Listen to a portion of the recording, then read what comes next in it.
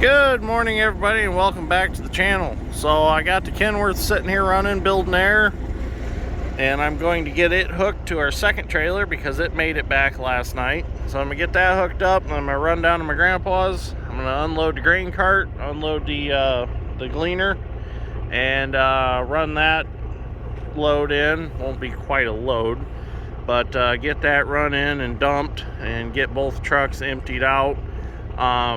It poured down rain at my house last night. It don't look like it rained all that much here, so hopefully down there at my grandpa's it didn't rain at all. I know last night it was sprinkling just a tiny bit, but nothing considerable, and by the time we left, it wasn't sprinkling at all.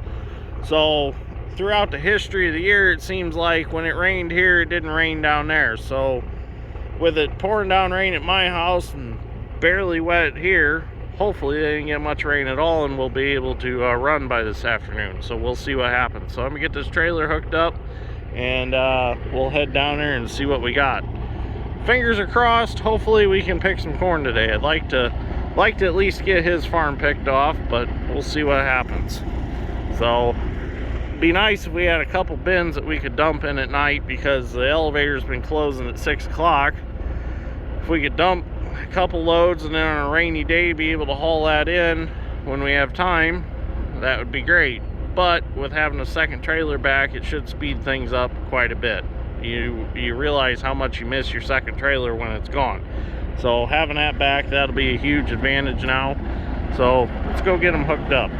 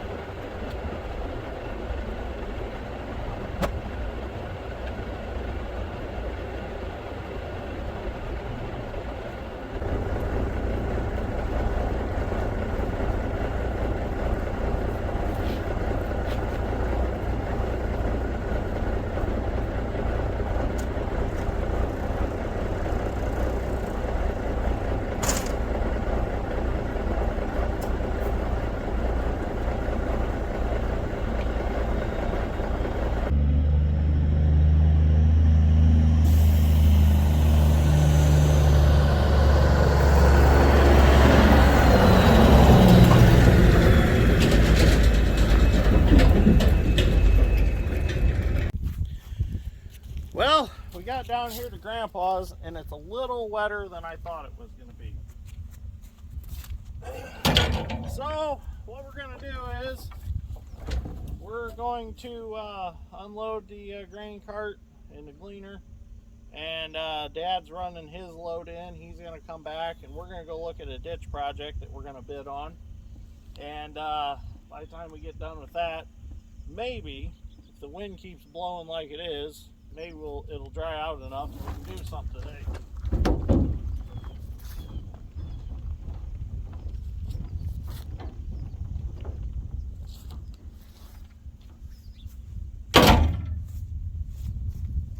It's about time for a new tarp on this trailer. Gonna have to get one next fall for it. That one's getting a little bit ragged.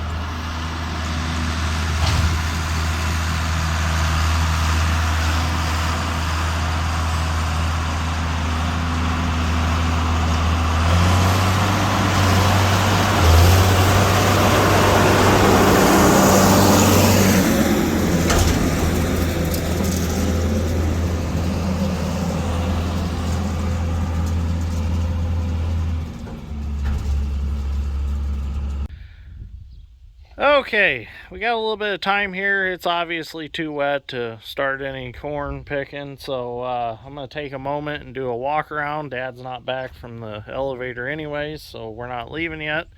So I had a viewer ask me if I could do a walk around of my L2 Gleaner, so let's go ahead and do a walk around. So start with the corn head.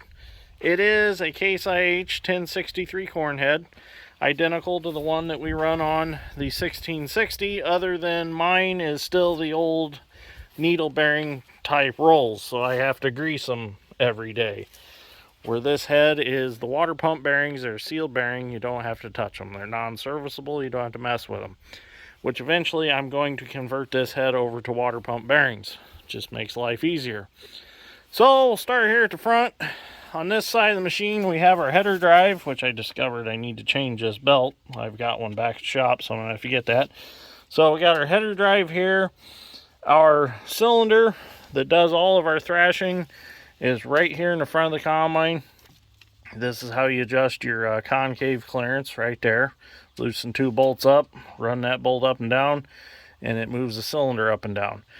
So from there, all the material goes on the thrasher rattle chain. The thrasher rattle chain brings it to the rattle chain that drags everything up on top of the straw walkers, which the straw walkers are in here. Let me get my flashlight here.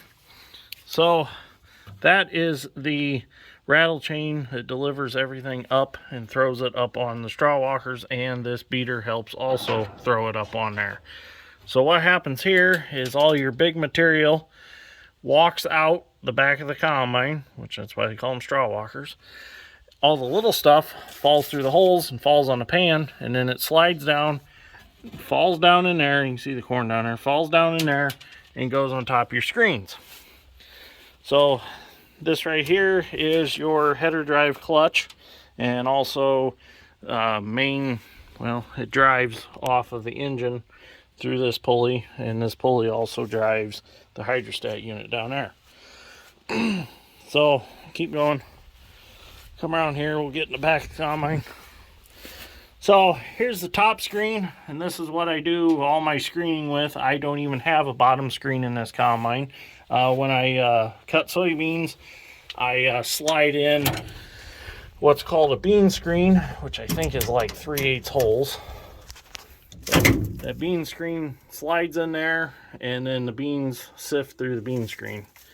I keep getting a lot of these corn silks. I think I need to up my wind speed a little bit and blow more of that out, but hasn't caused a problem yet. So come around this side. So when you set these screens, I know somebody's going to ask how I set my screens.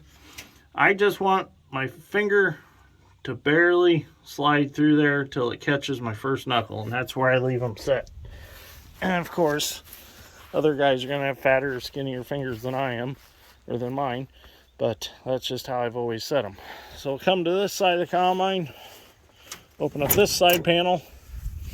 This side panel has all your hydraulic stuff in it, your hydraulic reservoir, all of your electric solenoid valves that control everything from automatic header control to your reel height up and down, and your auger in and out, and your head up and down. So that's all right there.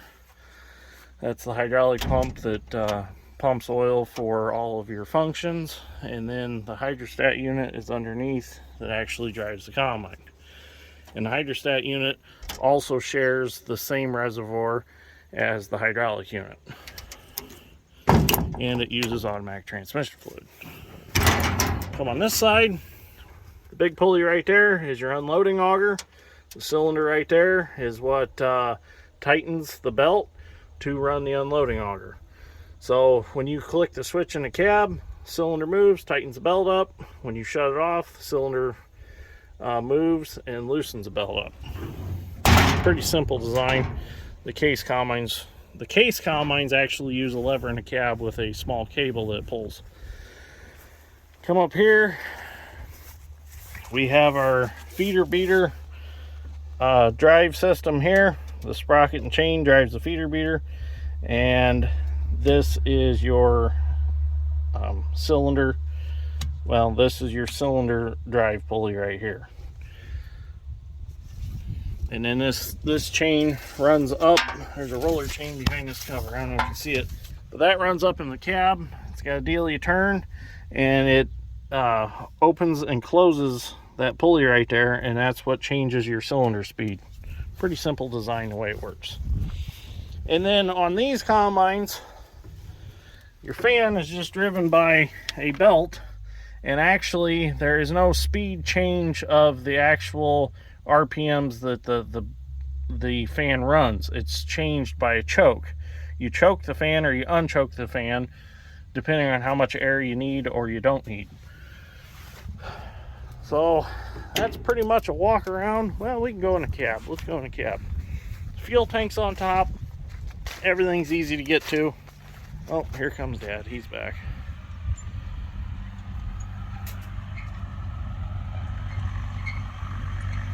So, and like Dad's strength and I were talking, everything runs side to side in these combines, and everything sticks out to side. So if you got to change a bearing or something, it's all on the outside. There's nothing in the middle of the combine under the sheet metal. You know, they're really easy to work on. A lot of guys say Gleaner's a pain in the ass, but they're actually a very easy combine to work on. So in the cab, we have all of our switches. Thresher on and off, head on and off, reel up and down, reel speed, fast and slow, auger in and out, auger on and off, throttle, cylinder speed, fan choke, and of course your gear shift and your high and low for your gear. And then your tattletales, which they only work half the time when they do work, but I deleted my alarm from mine. So at one time this combine had a grain loss monitor. They just kind of beep when you set them at a certain range. They're really not that accurate.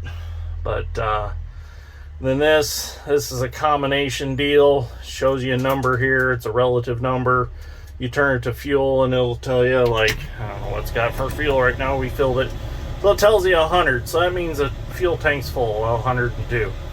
And of course, it tells you got a fuel restriction, because that's not right. But you can change this to like cylinder speed. We're not running. Engine, not running. Ground speed, we're not moving, so that's not going to tell you anything. But kind of an interesting deal. Never really seen a combine with this kind of general digital monitor. They call it digital monitor. Kind of different. So anyways, we're going to go look at that ditch, and maybe later we can pick some corn. If not, we might end this video here, because we got plenty of video already for the day. So we'll see what happens. So I guess I left some important elements out of our walk around video. I didn't come up here and show you the engine compartment. There it is. Nothing special, just Alice Chalmers diesel motor. Pretty simple drive setup. It's just a shaft with a pulley on it. Nothing fancy like a red one has. And I suppose while we're up here, we'll take a look at the hopper. So, interesting thing about this hopper and this combine is they designed this auger to lay down so it fills it from the center first, and that keeps the combine balanced out. And what happens is when it starts filling, this auger actually starts pulling up like that. And it flips these little hopper extensions up also as it comes up. When that comes out of its holder, the hopper is actually half full. So it's got 100 bushels in it as soon as that starts raising up out of its holder. So that's kind of interesting. Okay, so that's the end of the tour.